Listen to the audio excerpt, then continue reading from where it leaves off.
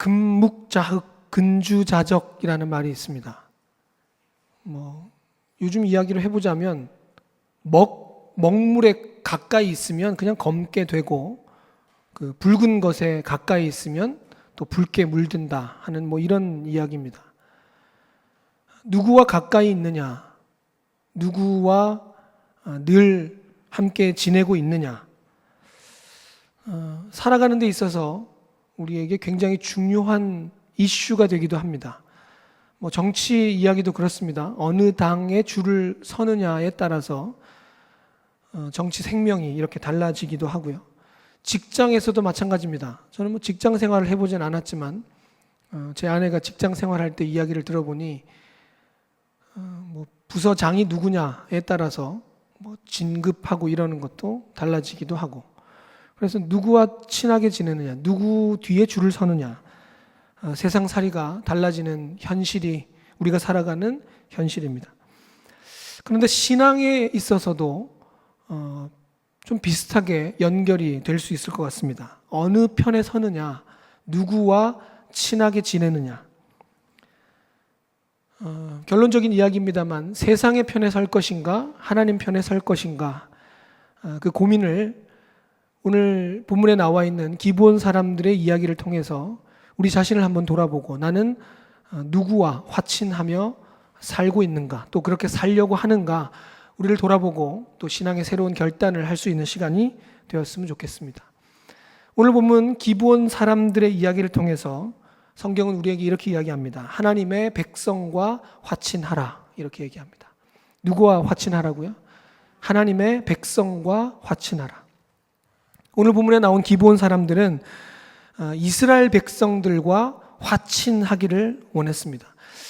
지금 나와 있는 가나안 정복 당시의 이야기들은 사실 한 도시가 한 국가라고 생각하시면 됩니다.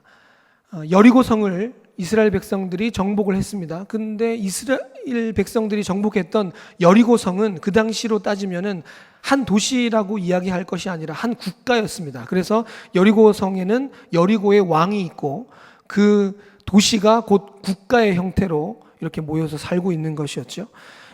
아이성도 마찬가지입니다. 그래서 아이성에는 아이 왕이 있습니다. 그 여리고성, 그 아이성을 정복하면서 가나안 땅으로 들어가고 있는 이스라엘 백성들. 그러니 결국 두 개의 도시를 정복한 것이 아니라 그 당시의 배경으로 이야기하자면 두 나라를 정복한 겁니다. 그렇죠? 여리고라는 나라, 그리고 아이라는 나라를 정복한 겁니다. 그래서 가나안 땅에 있는 그 나라들을 하나하나 정복해 가고 있는 이스라엘 백성들의 그 힘을 알게 된 가나안 땅에 이미 있었던 왕들은 긴장하게 됩니다. 여호수아 9장 1절 2절 말씀해 보면 이렇게 나옵니다. 이 이스라엘 백성들이 정복을 해 나간다는 이야기를 듣고 다 읽을 수는 없지만 여러 지역에 이렇게 펼쳐져 있는 그 왕들이 이 일을 듣게 됩니다. 그래서 9장 2절에 보면 모여서 일심으로 여호수아와 이스라엘에 맞서서 싸우려 합니다. 이건 뭡니까? 그 지역에 있던 그 왕들이, 그 각 나라들이 힘을 합쳐서 서로 화친하게 된 겁니다. 말씀드렸지만 지금 나와 있는 이 각 왕들은 각 나라를 대표하는 사람들입니다. 그러면 각 국가로서 따로따로 서로 살고 있던 그 도시 국가들이었는데 이스라엘이 각 나라를 정복하면서 온다는 이야기를 듣고 지금 어떻게 했다고요? 서로 모여서 일심으로 화친을 했다는 겁니다. 왜냐하면 혼자서 감당하기 힘들 것 같은 이스라엘 백성들의 그 힘, 그 능력을 알았기 때문에 이래가지고 우리 안 되겠다. 서로 힘을 합쳐서 이스라엘 백성들과 대적해서 싸우자, 이렇게 이야기한 것이죠. 계속 9장 3절부터 말씀을 이렇게 보면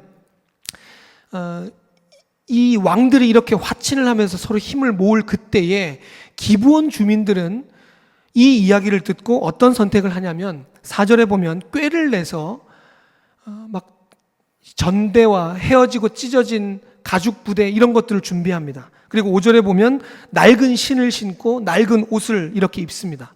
다 해져서 낡아진 옷들 이런 걸 준비하고 또 마르고 곰팡이가 난 떡을 준비합니다. 이 기브온 사람들이 뭐 하는 거냐면 기브온 사람들이 원래 살고 있던 그 지역도 하나님께서 정복하라 하신 가나안 땅의 일부이기 때문에 언제인지 모르지만 이스라엘 백성들이 정복하러 오게 될 것을 기브온 사람들이 알았던 것이죠. 그래서 꾀를 낸 것이 뭐냐면, 우리는 이곳에 살고 있던 사람이 아니라 저 먼 지역에 살고 있는 사람들인데 이스라엘 백성들과 한 팀을 이루기 위해서, 한 편을 먹기 위해서, 화친하기 위해서 먼 곳에서 우리는 왔습니다라고 꾀를 낸 것이죠. 왜냐하면 그곳에 살던 사람들은 결국 이스라엘과 만나서 전쟁을 해야 되고 패배할 것이 불보듯 뻔했기 때문에, 왜 여러 나라들이 이렇게 힘을 합쳐서 대적할 정도면 이스라엘의 힘이 얼마나 강했는지, 그 당시에 어떻게 소문이 났었는지 알만하지 않겠습니까? 그래서 기브온 사람들은 다른 왕들과는 마찬가지로 힘을 합쳐서 이스라엘과 대적하려 하지 않고 먼 곳에서 지내던 사람들이 이곳에 와서 살게 된 것처럼 이스라엘 사람들과 화친하기 위한 꾀를 이렇게 낸 것입니다. 그래서 6절 말씀 보면, 그들이 길갈 진영으로 가서 여호수아에게 이르러 이스라엘 사람들에게 이르러서 우리는 먼 나라에서 왔습니다. 우리와 조약을 맺읍시다. 싸우고 싶지 않다는 거예요. 이스라엘 백성들과 한 편이 되기를 지금 선택하고 있는 것입니다. 그래서 9장 15절 말씀 보면 여호수아가 기브온에 그 꾀를 내서 왔던 그 모습을 보고 그들과 화친하게 됩니다.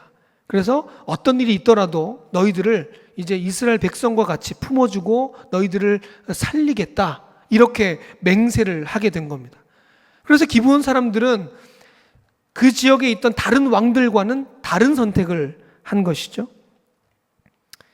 여러분 혹시 누구 편에 서 있습니까? 어느 편에 서서 내가 유리한 걸 취하려고 아득바득 세상 가운데 혹시 살아가고 있지는 않으십니까?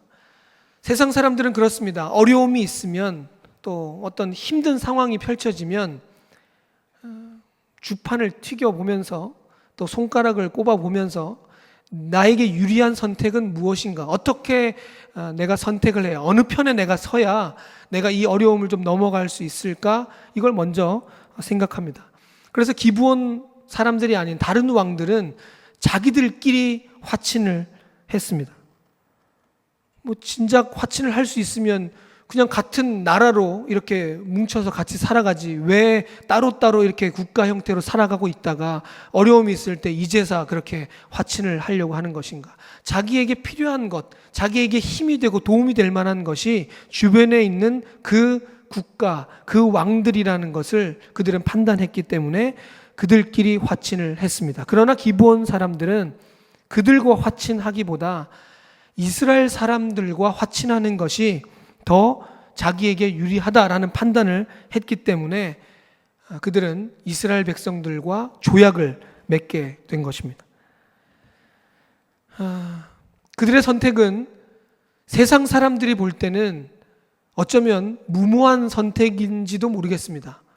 그들이 했던 선택, 이스라엘 백성들에게 다가갔던 이 접근, 사실 정직한 방법이 아니었습니다. 그들은 그 땅 가운데 살고 있는 사람들이었고, 어쩌면 그 속임수가 들키게 되면 더한 괴로움을 당하고 죽임을 당할지도 모르는 그런 상황에 놓일지도 모릅니다. 그런데 하나님의 백성과 화친하는 것, 그것이 기브온 사람들은 옳은 선택이다 판단했기 때문에 그들은 이 선택을 이어간 것입니다. 여러분 어떠십니까? 세상 살면서 세상에서 내가 더 유리할 수 있을 만한 것들을 더 먼저 혹시 선택하고 있지는 않으십니까? 하나님은 이 땅 가운데 교회와 가정이라는 공동체를 주셨습니다. 그래서 이곳을 통해서 하나님의 뜻을 이루어 가시고 이곳을 통해서 하나님의 놀라운 일들을 펼쳐가기를 원하십니다.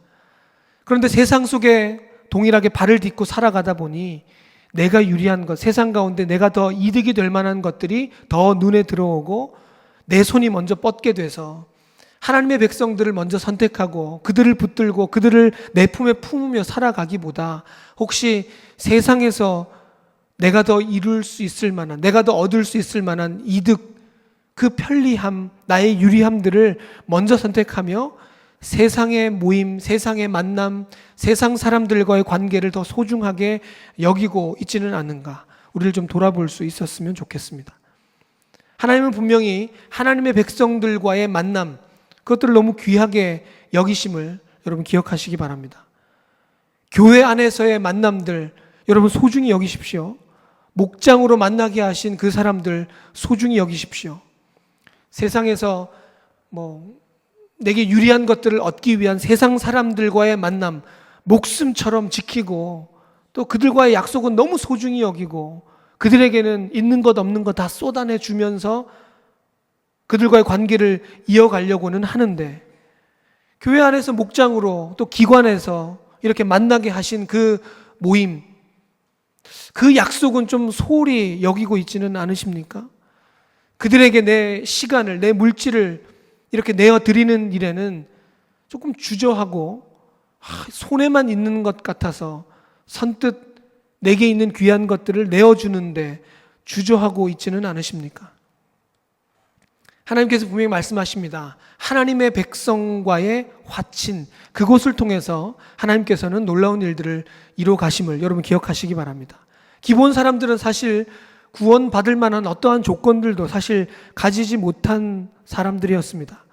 그저 세상의 이치대로, 세상의 방법대로 이 예루살렘 왕을 중심으로 화친하며 이스라엘을 대적하려 했던 그 왕들처럼 그곳에 손을 얹고 함께 그들과 화친했다면 어쩌면 그저 죽어 없어진 가나안 땅의 한 도시, 한 국가, 한 왕으로 끝났을지 모릅니다. 그런데 기브온 사람들은 하나님의 백성들과의 화친을 통해서 하나님의 백성들이 얻게 된 그 구원의 길이 이스라엘 백성들뿐 아니라 기브온 사람들에게도 열려지게 됐다는 이 놀라운 사실을 여러분 기억하시기 바랍니다.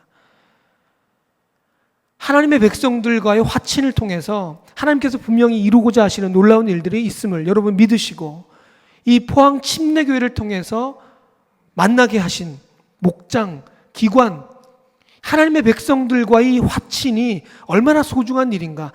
내가 볼 때는 지금 내게 주어진 이 목장 식구들, 기관 식구들 만나면 나만 돈을 써야 되고 나만 시간을 더 써야 되고 별로 신경 쓰지도 않는 것 같은데 내가 더 고생하고 헌신해야 될 것 같은 그런 불편함들이 더 있고, 내 주머니만 털어지고 나만 손해보는 것 같은 이 마음 때문에 혹시 하나님의 백성들과의 화친을 좀 소홀히 하는 부분들이 있었다면 여러분 마음을 좀 고쳐 먹으시기를 주님의 이름으로 부탁드립니다.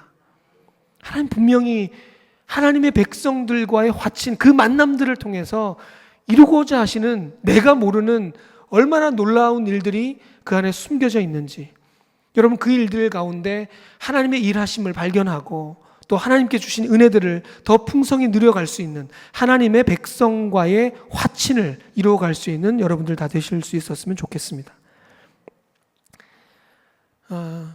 그런데 하나님의 백성과의 화친, 너무나 소중한 일이고 중요한 일입니다. 그런데 이 일들이 일어났다고 해서 모든 문제가 해결된 것은 아니었습니다. 기브온 사람들은 이스라엘 백성들과 화친을 이루고 실제로 조약을 맺긴 했습니다. 그런데 그 방법이 조금 꾀를 내서 속임수를 썼던 일들이 있었습니다. 그래서 여호수아 9장 22절 말씀 보면 여호수아가 나중에 가서 이 속임수를 썼던 것을 알게 됩니다. 그래서 너희는 어찌하여 우리 가운데 이런 속임수를 썼고 먼 곳에서 왔다고 거짓말을 했느냐. 23절에 보면 그러므로 너희가 저주를 받나니 너희가 대를 이어 종이 되어 다 내 하나님의 집을 위하여 나무를 패며 물을 짓는 자가 되리라, 이렇게 얘기합니다. 기브온 사람들은 하나님의 백성들과 화친을 했습니다. 그런데 그 방법적인 부분에서 좀 잘못된 일들이 있어서 결국 이스라엘 백성들의 종이 됩니다. 나무를 패고 물을 깃는 일들을 담당하는 종이 됩니다. 하나님의 백성과 화친한 일이 결국 어떻게 이어졌습니까? 이스라엘 백성들의 종이 되는 결과로 이어지게 됐습니다. 게다가 또 어떤 일들이 일어났느냐, 이스라엘과 화친했다는 그 이유로 주변 국가들의 셈을 받게 되고 또 공격을 당하게 됩니다. 오늘 보면 10장 1절 말씀에 이렇게 나왔습니다.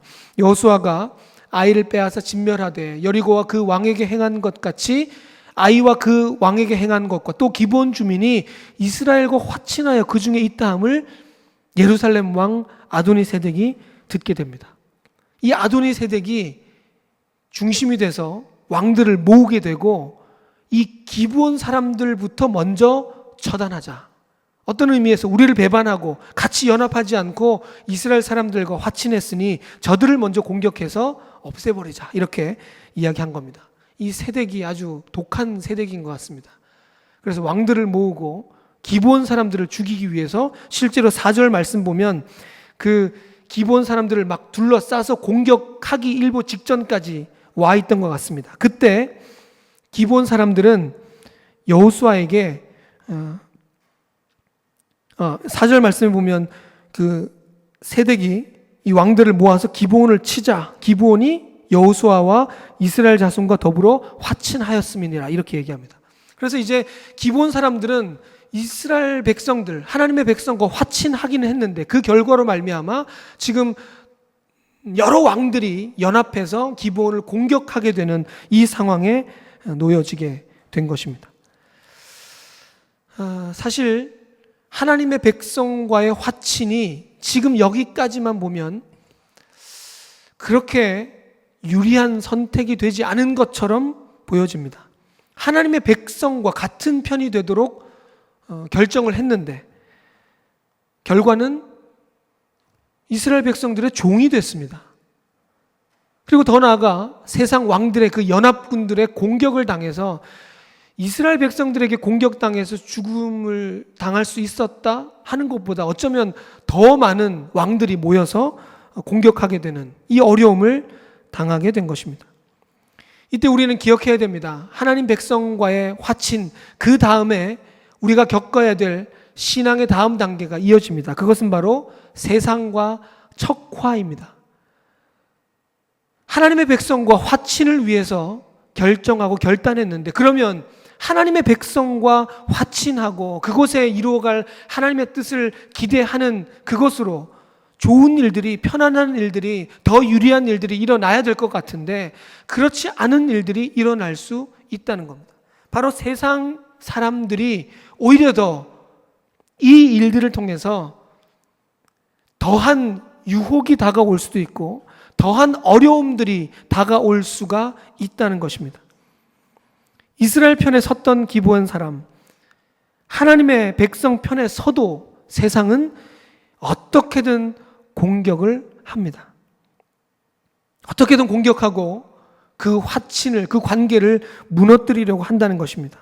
신앙생활에서도 이런 일들이 종종 있습니다. 어떻게든 믿음의 사람들의 그 모임, 그 만남, 그곳에서 하나님께서 이루고자 하는 그 역사를 방해하기 위해서 세상은 끊임없이 공격한다는 것입니다. 세상의 이런 공격을 믿음 가운데 담담히 받아들일 수 있어야 합니다. 겁낼 필요도 없습니다. 원망할 필요도 없습니다. 세상은 어떻게든 하나님의 백성과의 그 화친, 그 결과를 후회하게 만들고 때로는 그 결과물들을 가지고 조롱을 하기도 합니다. 하나님의 백성으로 살아가지 못하도록 우리 마음을 흔들어 놓습니다. 그것이 바로 세상의 공격입니다. 그래서 사람들은 때로는 자신의 그 선택에 대해서 고민에 빠지기도 합니다. 내가 하나님의 백성들과 이 화친을 이루기 위해서 때로는 희생하며 헌신하며 이 선택을 이어왔는데 내게 주어진 삶의 결과는 무엇인가? 손해만 남은 것 같고 나만 세상 가운데 유리한 것들 취하지 못하고 세상 가운데 뒤떨어지는 것 같고 더 많은 손해만 나에게 안겨진 것 같은 그런 고민. 내가 과연 하나님의 백성들을 선택한 것이 옳은 선택이었는가? 실제는 여전한 괴로움이 있고 때로는 세상 가운데 조롱이 있기도 합니다. 너 그렇게 선택하더니 네 인생의 결과가 그게 뭐냐? 다른 사람들은 세상 사람들과 더 어울리고 그곳에서 유리한 것들을 선택하면서 진급도 하고 돈도 많이 벌고 세상에서 인정받으며 떵떵거리고 살아가는데 너는 교회에서 하나님의 백성들을 만난다고 교회 모임들, 교회에서 이어지는 그게 세상의 전부인 것처럼 그렇게 살아가더니 진급이며 뭐 돈을 버는 거며 명예며 얻은 게 뭐냐? 결국 너만 손해, 너만 불편함, 너만 세상 직장 가운데 따돌림 당하는 그 자리, 결국 너 그렇게 된 것 아니냐? 이런 이야기들로 우리 마음 가운데 신앙의 선택이 옳지 않았던 것처럼 느껴지도록 우리를 조롱하고 또 스스로 고민에 빠지게 만드는 것입니다.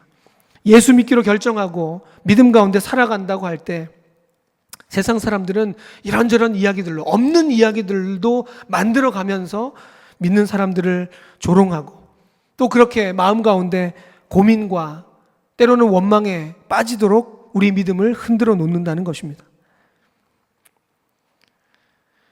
리사 터커스트라는 분이 쓴 책 선택이 쉬운 사람은 없다라는 책에서 그는 이렇게 이야기합니다. 완벽한 결정이란 없다. 완벽하게 무릎 꿇는 결정만이 있을 뿐이다. 이렇게 얘기합니다. 다시 읽어드립니다. 완벽한 결정이란 없다. 완벽하게 무릎 꿇는 결정만이 있을 뿐이다. 저는 이 이야기를 보면서 마음에 큰 동의가 일어났습니다. 때로는 살면서 내가 한 선택이 정말 완전한 선택인가, 잘한 선택인가, 완벽한 결정이었는가, 이런 고민에 빠지게 될 때가 있습니다. 왜냐하면 삶의 상황들이 내가 선택한 그 결정에 따라서 아주 유리하고 편리하고 좋게만 이어지지 않는 경우들이 저도 있었기 때문입니다. 그런데 이렇게 얘기합니다. 완벽한 결정이란 있을 수 없다는 거예요. 그런 결정은 없다는 겁니다. 어떤 선택이든 어떤 결정이든 완벽한 결정과 선택 있을 수 없다. 단지 완벽한 무릎 꿇는 일, 하나님 앞에 그렇게 완전하게 엎드리는 결정만이 우리에게 있을 뿐이다. 하나님 앞에 내 삶을 그렇게 내어드리는 결정만이 완전한 결정일 수밖에 없다는 겁니다. 하나님께서 분명히 하나님의 백성들과의 화친을 선택하기를 요청하십니다. 그 선택이 세상적으로 볼 때 완벽한 결정이 아닐 수 있습니다. 그게 맞습니다.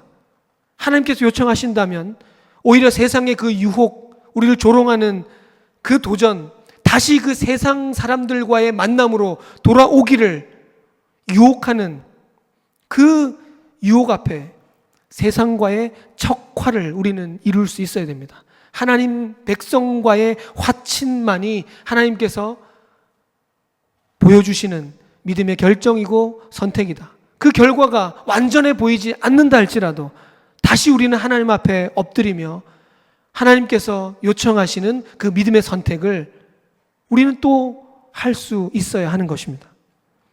속임수로 이스라엘에게 속하게 된 기브온 사람들이었지만 하나님 이름으로 조약을 했기 때문에 여호수아는 그 위기 상황 가운데 빠져 있는 기브온 사람들을 도와줘야 합니다. 도와줘야 됩니다. 왜? 하나님의 백성으로 들어온 것이죠. 하나님의 백성과의 화치는 결국 하나님의 백성으로 살아가게 된 기회가 열려진 것이기 때문입니다. 여호수아 10장 6절 말씀 한번 같이 읽어보시겠습니다. 기브온 사람들의 이야기입니다. 한번 읽어보실까요? 시작. 기브온 사람들이 길갈 진영에 사람을 보내어 여호수아에게 전하되 당신의 종들 돕기를 더디게 하지 마시고 속히 우리에게 올라와 우리를 구하소서. 산지에 거주하는 아모리 사람의 왕들이 다 모여 우리를 치나이다 하매. 아멘. 지금 위기 상황 가운데 이 기브온 사람들은 어쩌면 자기들이 생각했던 결과가 이루어지지 않았습니다. 오히려 그 주변 왕들에게 둘러싸여져서 이런 조롱을 당했을지 모릅니다. 너 하나님의 백성과 화친을 한다 하더니 네 꼴이 이게 뭐냐? 이제 우리 손에 너희들은 죽임을 당할 수밖에 없으리라 조롱하며 그들을 애워쌌을지 모르겠습니다. 그렇지만 기브온 사람들은 그 유혹과 조롱 앞에 다시 하나님의 백성들과의 화친을 포기하고 그 세상 사람들과의 화친을 다시 선택할 수 있는 이런 조롱, 이런 기회가 다시 열렸는지도 모릅니다. 그렇지만 이 기브온 사람들은 이 세상과의 척화를 선택합니다. 그들을 다시 배척합니다. 그들과 세상과 화친하기를 인정하지 않습니다. 다시 돌이켜 누구를 붙잡습니까? 여호수아에게 도움을 요청하고 있는 겁니다. 이것은 바로 세상과의 척화입니다. 끊임없이 하나님의 백성과의 화친을 이어갈 수 있도록 몸부림치며 애쓰는 기브온 사람들의 모습을 볼 수 있습니다. 그런데 재밌는 것은 이 세상과의 척화는 처음 그들이 손을 내밀었던 하나님의 백성과의 화친으로 끝나지 않았습니다. 세상과의 척화를 통해 하나님과의 화친을 이어가고 있는 기본 사람들을 우리는 확인할 수 있습니다. 바로 믿음의 3단계는 하나님과의 화친입니다. 기본 사람들은 이스라엘 백성들과의 화친을 이루어 갔었습니다. 그런데 그 일을 통해서 세상에 조롱이 있었고 다시 세상으로 돌아오라고 하는 그런 유혹들이 있었습니다. 그런데 그 유혹들을 물리치고 환경의 어려움, 그 괴로움들을 딛고 일어서서 하나님 앞에 다시 엎드리며 세상과의 척화를 이루었을 때 이 결정은 하나님과의 화친을 이루게 되는 결과를 낳게 된다는 것입니다. 기본을 공격하기 위해서 모여든 5 왕들과 모든 군대들, 그 어려움 가운데 세상으로 돌아가지 않고 여호수아에게 도움을 요청했던 기브온에게 여호수아는 반응합니다. 10장 9절 말씀 보면 밤새도록 올라가 갑자기 그들에게 이르는 여호수아와 그 군대. 이 기습 공격을 한 것이죠. 아이성 전쟁의 경험을 통해서 이 기습 공격을 아마 체득하게 된 것 같습니다. 그러나 이런 사람의 지혜로 기브온 사람들을 도운 것으로 전쟁의 승리가 끝나지 않습니다. 여호수아 10장 11절 말씀 같이 한번 읽어보실까요? 시작. 그들이 이스라엘 앞에서 도망하여 벳호른의 비탈에서 내려갈 때에 여호와께서 하늘에서 큰 우박덩이를 아세가에 이르기까지 내리심에 그들이 죽었으니 이스라엘 자손의 칼에 죽은 자보다 우박에 죽은 자가 더 많았더라. 할렐루야. 하나님께서 기브온 사람들을 둘러싸서 이제 곧 공격해서 조롱하며 죽이려고 했던 그 사람들을 여호수아를 통해 이스라엘 백성들을 기습적으로 올려 보내서 역전시키시는 장면을 볼 수 있었는데, 이스라엘 백성들 그 군대의 칼에 죽은 자보다 어떻게 죽은 사람들이 더 많았다 이야기합니까? 하나님께서 우박을 내리셔가지고 그 우박에 죽은 사람들이 더 많게 하셨다 이렇게 얘기합니다. 이건 누가 승리하게 하신 것입니까? 하나님이 승리하신 것입니다. 그리고 또 재밌는 일은 우박을 내리면서 막 이 5 왕들이 모인 연합군들을 죽게 하셨는데 이제 막 전쟁을 하다 보니 비탈들도 막 쫓아 내려가면서 막 죽이기까지 한 것 같습니다. 오늘 말씀을 보면. 그런데 해가 점점 이렇게 뉘어지게 됩니다. 어두워지면 이제 그 남은 잔당들을 다 죽여야 되는데, 다 진멸해야 되는데 해가 이렇게 다 떨어지게 되면 이제 공격하러 내려가는 것도 위험할 수 있습니다. 왜 그렇습니까? 공격하러 온 사람들을 공격하러 역으로 내려가는 것이니 이제 이스라엘 백성들과 기브온 사람들이 공격하러 내려갈 때 어두워지는데 더 쫓아가게 되면 그쪽은 어느 땅입니까? 내가 유리한 땅이 아니라 그 5 왕들이 지내고 있었던 그곳이니 공격하다가 오히려 더 위협을 당할 수도 있게 되겠죠. 그러니 어두워지니 조금만 더 공격해서 내려가면 저 잔당들을 다 진멸할 수 있는데, 그런 아쉬움이 있는 그때 10장 12절 말씀입니다. 12절 말씀 또 한번 읽어보실까요? 같이 시작. 여호와께서 아모리 사람을 이스라엘 자손에게 넘겨주시던 날에 여호수아가 여호와께 아뢰어 이스라엘의 목전에서 이르되 태양아 너는 기브온 위에 머무르라, 달아 너도 아얄론 골짜기에서 그리할지어다 하매. 이 무슨 말입니까? 여호수아가 하나님께 이렇게 기도했던 것 같아요. 조금만 더 공격해서 내려가면 저들을 다 진멸할 수 있는데 해가 지금 떨어지려고 합니다. 하나님, 이 해가 떨어지지 않도록 해를 좀 머물게 해 주십시오. 인간의 상식으로 상상도 할 수 없는 일입니다. 그런데 태양이 13절에 보니까 태양이 머물렀습니다. 달이 멈춰버렸습니다. 이건 기적입니다. 여러 사람들은 이렇게 얘기합니다. 이게 어떻게 이 말이 되는 이야기인가? 근데 성경은 원래 말이 안 되는 이야기로 시작됐습니다. 인간의 논리로 이해할 수 없는 일로 시작된 게 성경입니다. 성경이 어떻게 시작됐습니까? 태초에 하나님이 천지를 창조하시니라. 아멘이십니까? 하나님이 아무것도 없는 것에서 이 세상을 만드시면서 하나님의 역사가 이 땅 가운데 시작이 됐다는 것입니다. 그걸 우리 믿는다면 이 여호수아의 전쟁 중에, 기브온 전쟁 중에 태양을 멈추게 하시는 일 하나님은 하실 수 있습니다. 하나님 왜 이렇게 하셨습니까? 기브온 백성들이 죽임을 당할 수 있는 그때에 하나님 이 기도를 들으시고 이렇게 기적을 일으키셔서 역전을 보여주셨다는 겁니다. 성경 말씀도 그렇게 기록되어 있습니다. 이전에도 이후에도 하나님이 이 사람들의 이 음성을 듣고 이렇게 반응하신 적이 없었더라 이렇게 기록하고 있습니다. 얼마나 대단한 일입니까? 어려움의 순간, 고통의 순간 기본 사람들은 내 선택이, 내 결정이 옳았는가 고민이 될 만한 상황에 빠질 수 있었습니다. 그러나 세상과의 화친으로 다시 돌아간 것 아니라 세상과의 척화를 선언하며 하나님의 백성으로서의 삶, 하나님께 그 삶의 문제를 내어 맡기며 엎드렸을 때 이런 기적들을 체험하게 되고 하나님께서 구원해 주시고 살리시는 일들을 경험하게 된 것입니다. 이것은 바로 하나님께서 이전에 없었던 기적으로 기브온 사람들을 살리고 있다는 거예요. 그럼 결국 뭡니까? 하나님의 백성들도 이렇게 구원하신 적이 없었는데 기브온 사람들을 위해서 이렇게 놀라운 일들을 하나님께서 직접 펼쳐 가시게 됐다는 겁니다. 이것은 결국 하나님의 백성 그 이상의 은혜를 누리는 자리를 기브온 사람들에게 허락하신 것, 곧 하나님과의 화친을 이루게 됐다는 것입니다. 기브온 사람들은 전혀 그럴 만한 사람들이 아니었는데 하나님의 백성들, 이스라엘 백성들조차도 경험해 보지 못했던 놀라운 기적을 기브온 사람들은 지금 이곳에서 하나님과의 화친을 이룸으로 그 기적을 경험하고 그 은혜를 누리면서 살아가게 됐다는 것입니다. 우리 신앙에서도 마찬가지입니다. 하나님의 백성들과의 화친을 선택하고 믿음의 걸음을 걸어간다 할 때 때로는 그 일로 인해서 세상에 조롱이 있을 수 있습니다. 너 이제 그 하나님 백성들과의 화친 좀 그만하고 세상으로 좀 돌아와라. 너에게 좀 유리한 선택들로 세상 속에서 살아가라. 이렇게 우리에게 조롱하며 또 다른 유혹으로 다가올 때가 있을 수 있습니다.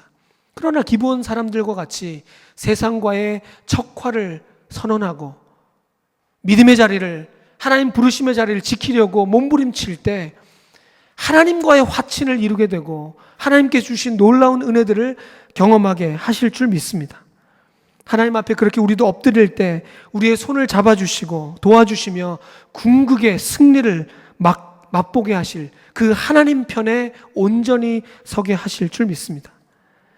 히브리서 11장 6절 말씀은 믿음의 사람들의 결정을 이렇게 지지합니다. 믿음이 없이는 하나님을 기쁘시게 하지 못하나니 하나님께 나아가는 자는, 저는 이 부분을 이렇게 이야기하고 싶습니다. 하나님의 뜻을 선택하는 자는, 하나님의 편을 선택하는 자는 반드시 그가 계신 것과 또한 그가 자기를 찾는 자들에게 상 주시는 이심을 믿어야 할지니라. 아멘. 하나님이 이렇게 상을 예비해 주신다는 거예요. 언제요? 하나님의 뜻을 발견하고 그 길을 선택하는 겁니다. 기브온 사람들이 그랬던 것처럼 하나님의 백성들과의 화친을 선택하는 거예요. 그 어려움이 다가올 수 있습니다. 우리가 믿음의 자리를 선택한다 할 때 그런 어려움이 여전히 우리에게 있을 수 있습니다. 그러나 믿음을 포기하지 마시고 세상으로 회귀하지 마십시오. 세상과의 척화를 선언하십시오. 그럴 때 하나님께서 상을 예비하시고 우리가 알지도 못할 놀라운 은혜들을 맛보게 하심으로 궁극적으로 하나님과의 화친을 이루어가게 하실 줄 믿습니다. 말씀을 정리합니다. 기브온 사람들 하나님 편에 섰을 때 새로운 문제, 새로운 공격들 여전히 받게 됐습니다. 그러나 온전한 믿음으로 하나님 앞에 엎드리고 하나님 앞에 문제를 올려드릴 때 하나님의 기적을 경험하며 하나님과의 화친을 경험했습니다. 나는 세상 살아가면서 어느 편에 서 있는가? 어느 편에 서기를 끊임없이 선택하고 살아가고 있는가? 혹시 나의 인생의 그 선택들이 하나님 기뻐하실 하나님의 백성들과의 선택, 궁극적으로 하나님과의 화친을 이루는 선택인가? 아니면 세상에서 유혹하는, 세상에서 이야기하는 그 유리해 보이는, 좀 편해 보이는 선택들을 붙잡기 위해서 살아가고 있는가? 우리의 선택이 하나님의 백성들과의 선택, 궁극적으로 하나님과의 화친을 이루는 그 선택을 믿음으로 이루어 갈 수 있는 우리 모두가 되었으면 좋겠습니다.